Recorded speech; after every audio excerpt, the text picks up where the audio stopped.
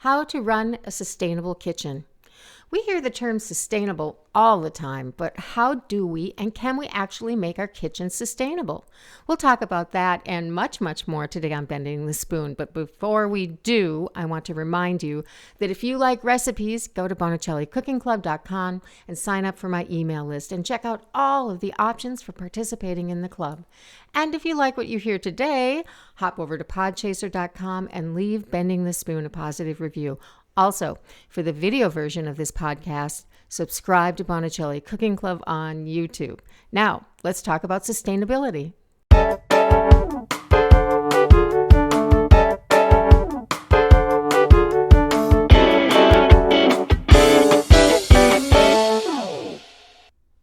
Sustainability in the kitchen is becoming increasingly important as we strive to reduce our impact on the environment.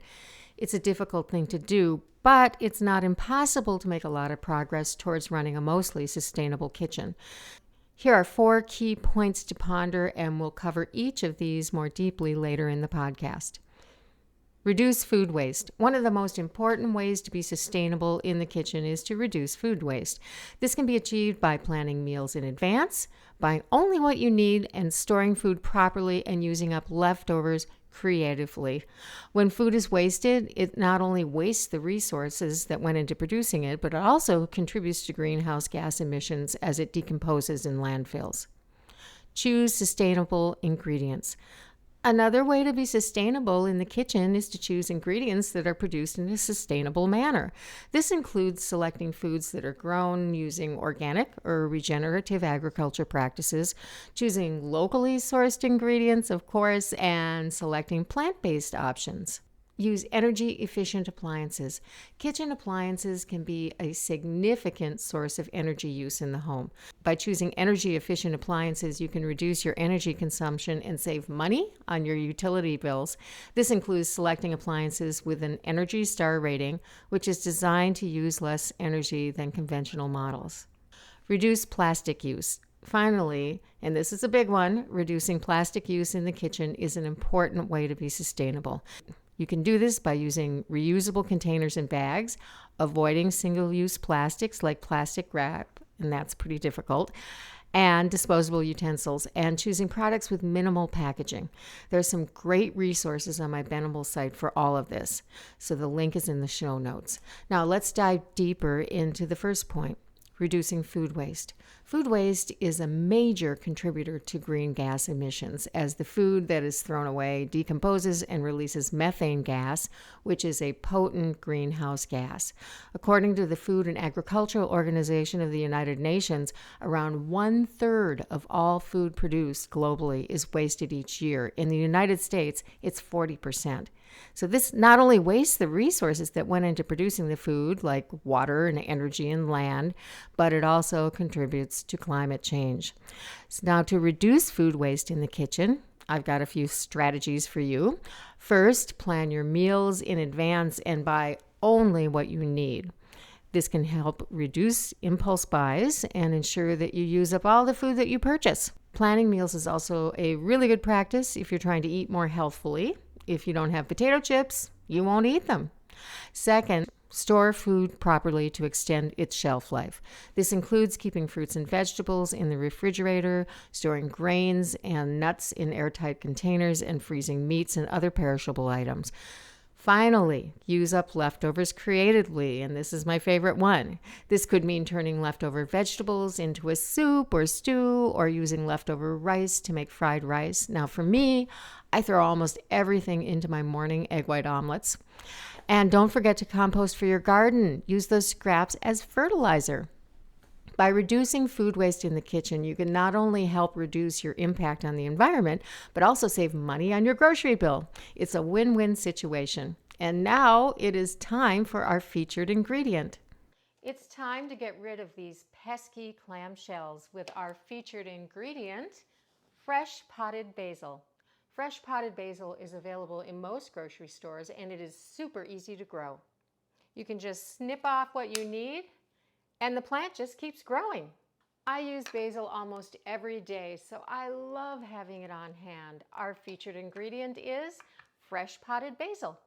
Choosing sustainable ingredients goes a long way towards having a sustainable kitchen. But what makes an ingredient sustainable? Well, here are a few tips. The ingredients have to be produced using environmentally friendly practices that minimize the impact on natural resources, making them better for the environment. They generate less waste, which reduces the carbon footprint associated with food production. Also, sustainable ingredients are often healthier for people to eat. They're free from harmful chemicals and antibiotics and hormones that can affect your health. And sustainable ingredients often support local communities by promoting small-scale agriculture and local food systems. Okay, so you're going to the grocery store and you want to buy sustainable food. What do you look for? Well, here are a few things. Choose organic produce. Organic produce is grown without synthetic pesticides and fertilizers, which reduces the amount of chemicals that end up in our food and water. Organic farming practices also prioritize soil health and biodiversity, which helps to maintain the long-term productivity of the land, which is very important. Select local and seasonal ingredients. Choosing locally grown and seasonal ingredients can significantly reduce the carbon footprint of your food. Food that is shipped long distances requires more energy and resources to transport, which contributes to greenhouse gas emissions. In contrast, locally grown food often requires less energy to transport and supports local farmers and communities. Look for sustainably raised meat and dairy products. Meat and dairy products that are raised sustainably are produced using farming practices that prioritize animal welfare and minimize environmental impact. This includes avoiding the use of antibiotics and hormones and providing animals with access to pasture and fresh air.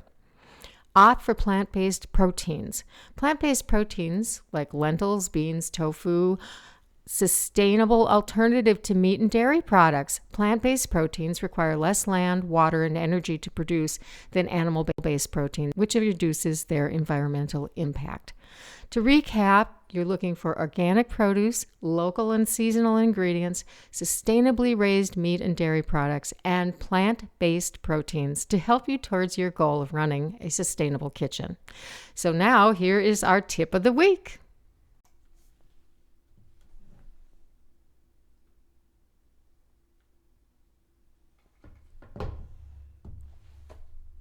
The tip of the week is to learn to conserve water. Conserving water in the kitchen not only helps the environment, but also saves you money on your water bill. Here are some ideas about how to conserve water in your kitchen. Don't let the tap run unnecessarily. Turn off the water while you're washing dishes. Rinse your dishes deliberately. Fix leaks promptly. Check for leaks in your kitchen sink, dishwasher, and refrigerator water line. Leaks can waste water more quickly than you would think, so get them fixed. Use your dishwasher efficiently. Only run your dishwasher when it's full and use eco mode or water saving mode if available. Scrape your dishes before putting them in the dishwasher instead of rinsing them. Hand wash dishes in a basin. Instead of washing dishes under a running tap, which I see a lot, don't do that. Use a basin filled with soapy water to wash them and a basin with clean water to rinse. Reuse water. Use leftover water from boiling pasta or steaming vegetables to water plants. So that's the tip of the week. Learn to conserve water.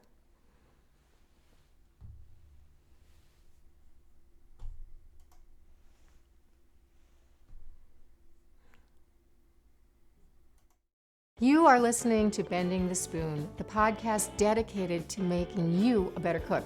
I'm Chef Laura Bonicelli, and I want to remind you that if you like recipes, go to BonicelliCookingClub.com and sign up for my email list and check out all of the options of participating in the club.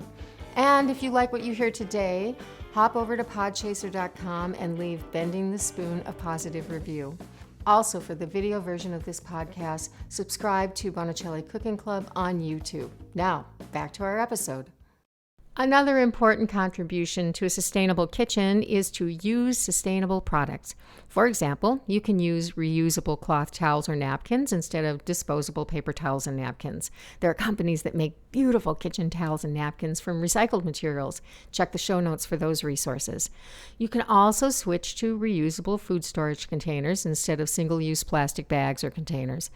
We're featuring one of my favorite types of food storage containers in the top tool. That's coming up shortly. You can drastically cut down on plastic wrap use by storing your food in containers. Parchment paper can usually be reused several times. And don't forget about reusable water bottles. They are an absolute must. Now, when it comes to cleaning, consider using eco-friendly cleaning products. Look for products that are biodegradable, non-toxic, and made from natural ingredients. And, if possible, have them come in a reusable container. You can also make your own cleaning products using things like vinegar, baking soda, and lemon juice. Now, when you're purchasing kitchen appliances, choose energy-efficient options that will save the planet some energy and use some money by lowering your utility bills. By choosing sustainable products, you can reduce waste and save money while also supporting the environment. Okay, now it's top tool time. Our top tool is reusable food storage bags. These bags are eco-friendly. They're made of food-grade storage plastic. You can use them again and again, and you'll help reduce the impact on our landfills and oceans. They're cost-effective. More money up front, less money in the long run. They're convenient, they're BPA-free, and they come in all kinds of sizes. Our top tool is reusable food storage bags. So I touched on this earlier, but I don't think I can stress it enough. Buy as much as you can locally. Supporting locally produced sustainable food is a great way to support your sustainable kitchen.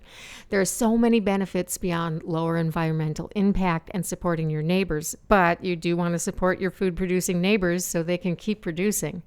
Remember that even though you're one person, it all counts, and small moves really add up. Reducing food waste, using sustainable products, and supporting local and sustainable food can make a big impact on the environment and your wallet. So this is one of my favorite subjects, so please let me know how it's going for you in the comment section. Don't forget to look for my bendable links in the show notes. You guys are the best. I am Chef Laura Bonicelli, and I will see you next time. Thank you so very much for listening to this episode of Bending the Spoon. If you like this episode, or if you think someone else would find it useful, please leave a review on podchaser.com. And if you have any questions for me, find me on Instagram or YouTube, or go to bonicellicookingclub.com and leave me a message. Thank you, and go and make some magic in your kitchen.